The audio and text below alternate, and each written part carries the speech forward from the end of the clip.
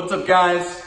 It's Xavier from Crash Out Motorsports, and I finally have my diff back after waiting about 3.5 to 4 weeks. So we're gonna cover the last step, the last phase of the full tilt boogie racing kit, which is the differential and the bushings.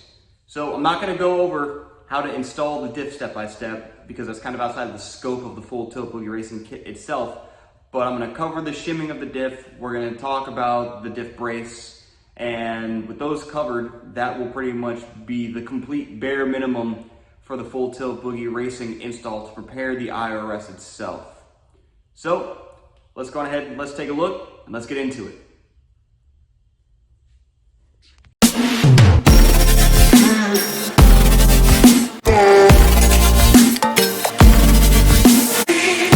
All right, guys, so the first thing we're gonna talk about is the differential mount and bushing. So this came with the bushing already pressed in, which is pretty nice. Now, when people use the Ford Racing differential cover, they say that this portion of it right here has some interference with the differential cover. So I preemptively scraped this down because I had watched another video where that was an issue, so I didn't want to find out for myself. But truth be told, the only interference I see is it gets in the way of this portion of the diff cover here, which helps to support the internal components. But these are already tightened down to spec, so I'm not worried about that. And when I tighten this in, just using the old bolts for the old mount, I have no concerns about this sitting flush and flat. It's not bulging, I have plenty of play, and it's not in the way of any of the drain plug holes that I need to be concerned about for filling and draining the IRS differential. So that's really all there is to it.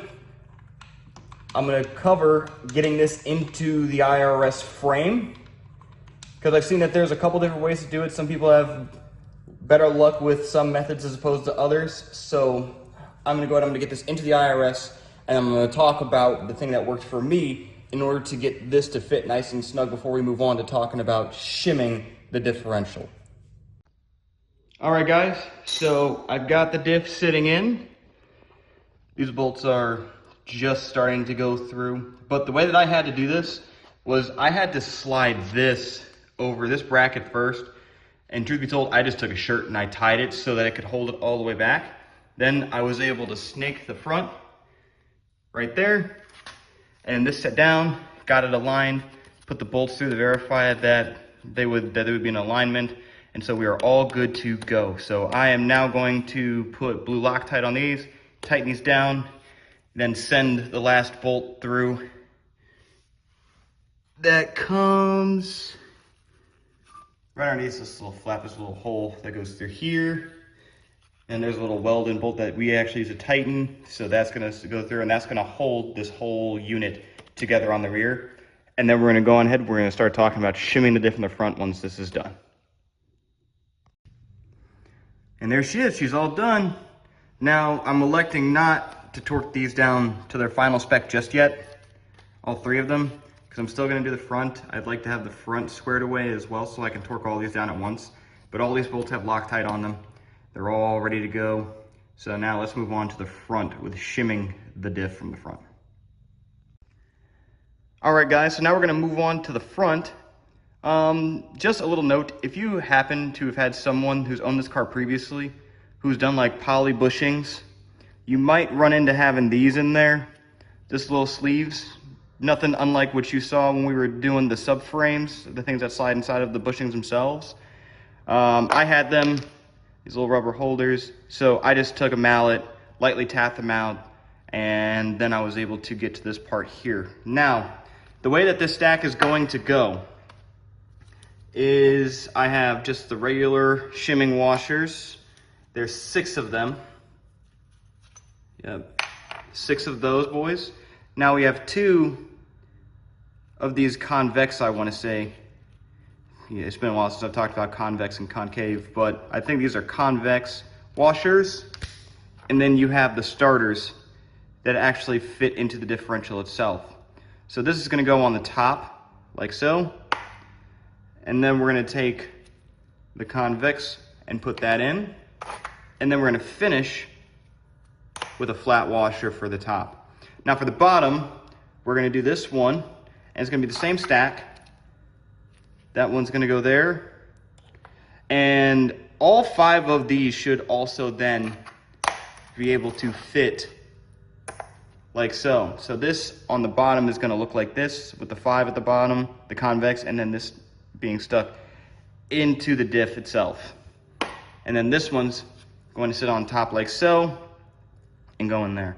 Now I also notice it's very different with the top and bottoms in terms of their starter washers right here, bam and bam.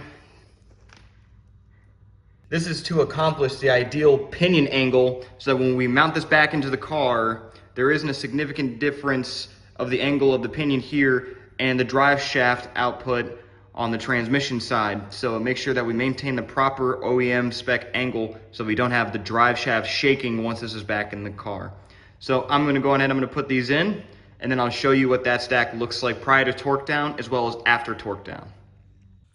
All right, so I lied. I was not able to get pre-torque because this was such a pain to do with having to line this up with these washers and then up top.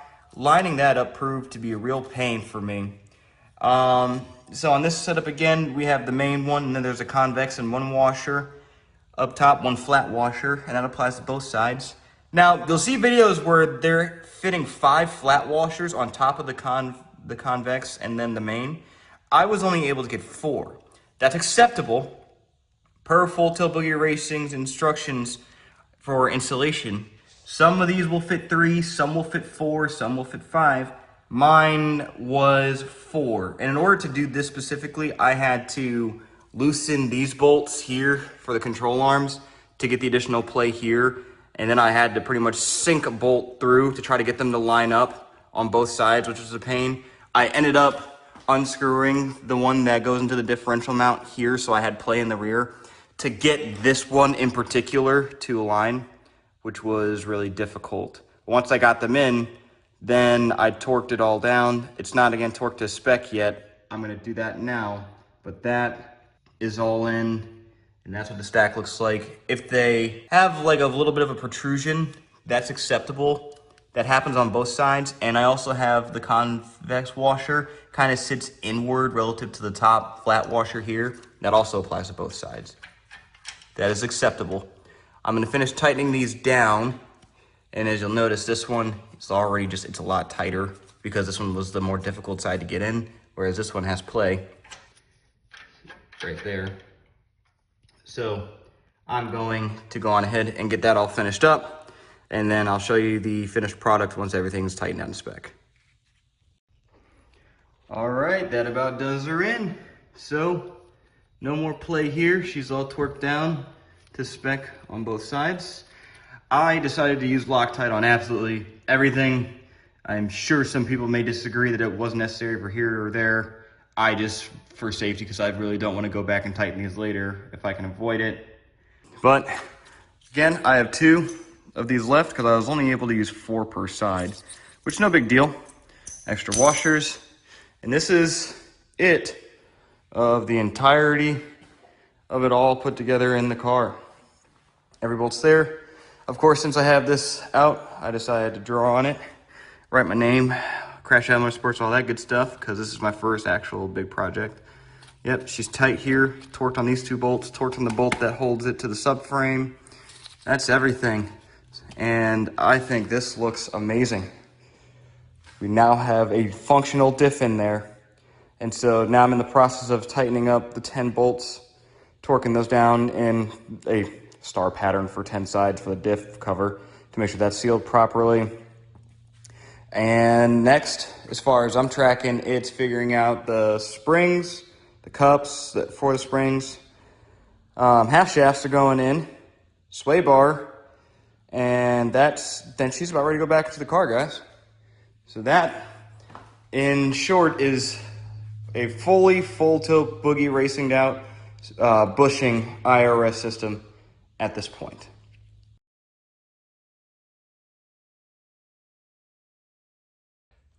All right, guys, that's everything. If you made it this far and you've watched all the other videos in the series here, thank you very much for watching my little full tilt boogie racing 2025 install walkthrough. There's other videos, of course, that may have touched on some things that I may not have touched on as much. So definitely, if you're undergoing a project of this magnitude, multiple resources are your friend. Taking time going through the forums, taking time going through, different websites, instructions. I've touched so many web pages in order to try to figure all of this out. It's been a doozy. So, yeah, next step, get this in the car, reassemble everything. I've got brakes still to do, and once this is all put together, at that point, it's turn the car on and hope to God that there's no issues. A couple things that I have to look out for is just unnecessary shudders, any weird vibrations, and my biggest concern and thing I'm going to pay the most attention to is drive shaft wobble. So I'm going to make sure that all of those things are up to snuff before I call the project good. And once this is all installed, I'll of course do a follow-up video of all these modifications once they're taken care of, so everyone can kind of get that little bit of perspective on how the car feels now compared to how it felt when I originally bought it. So thank you guys very much again. Xavier from Crash Out Motorsports. If you like what you've seen, drop a like, drop a subscribe, follow us on social media. And until next time, guys, keep on building.